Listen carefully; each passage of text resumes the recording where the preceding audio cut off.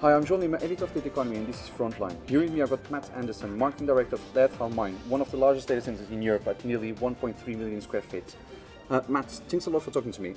You manage this massive property in Norway. How have you even had the idea of building a data center in a huge cave? Now, it's a big mountain hole, and the idea came up a few years ago when we realized that we have a lot of space next to a fjord where we can get free cooling in an area where we have an immense amount of green power, surplus power production. So the idea came across, and we did a pre-project together with some international players, and we 1 year later decided this is a unique opportunity. Let's go for it. Okay, and you've been online for about 6 months now, so you opened in May this year. Yeah. How's the business coming along? It's coming along good. So at the opening we announced that we signed 4 megawatt, and now today actually we signed another 4 megawatt, and we see a big pipeline of customers. We have a lot of offers out there, so we see it's coming good now, and it used to be that we called people, but now they're calling us. Okay, well, that's not too bad. Yeah. And one interesting thing about the Nordics is it seems like specific markets are coming into this place. And I'm talking about fintech companies, I'm talking about cryptocurrency companies.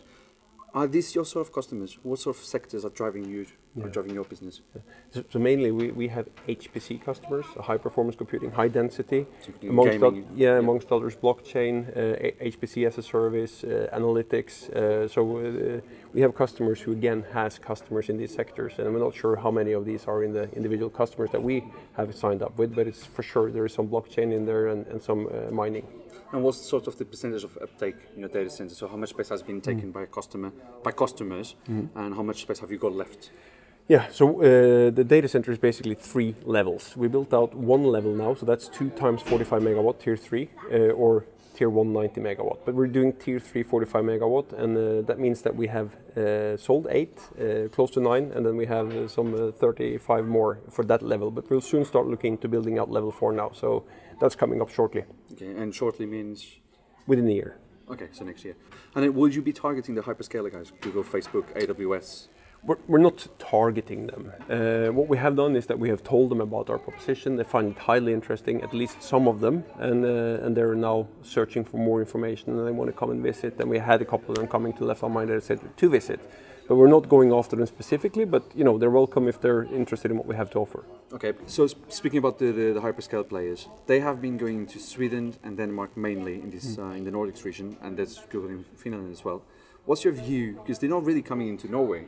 I understand things are changing with the government in terms of sports, taxes, electricity, and all those sort of things, but there's still something that's not driving them in. Do you expect this to change? Could you be the changer of this game?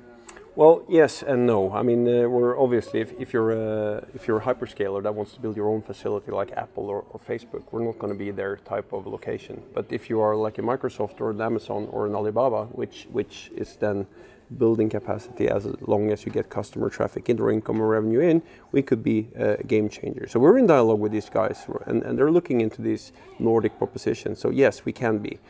As you mentioned Alibaba, will Chinese companies be one of your largest enterprises coming to the data center, for example? It could be, yes, but it doesn't look like that right now. But we see an interest from China. We've seen from several players in China.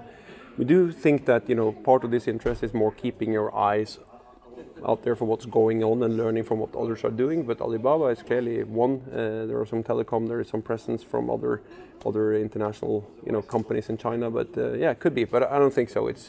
But then again, these Chinese companies, they're the tip of the iceberg, and you have lots of European continental, large, medium-sized customers that we focus more on. Are you guys involved in any way, shape, or form in the One Belt, One Road initiative? No. From the Chinese government? No, we're not. No. Okay. No. And then you mentioned some expansion at your current facility, but do you have any plans to acquire or build somewhere else in Norway and beyond Norway? We have our hands full now filling this large data center, 200 megawatt plus. But then again, we're in dialogue with customers that want more than one site in Norway. And obviously we're looking into different solutions on how we can accommodate that with our network, ecosystem, and potentially locations for them through us. Okay, Matt, thanks a lot for talking to me. Don't forget you can follow Data Economy on Twitter, Facebook, and LinkedIn, and also visit the website on www.data-economy.com.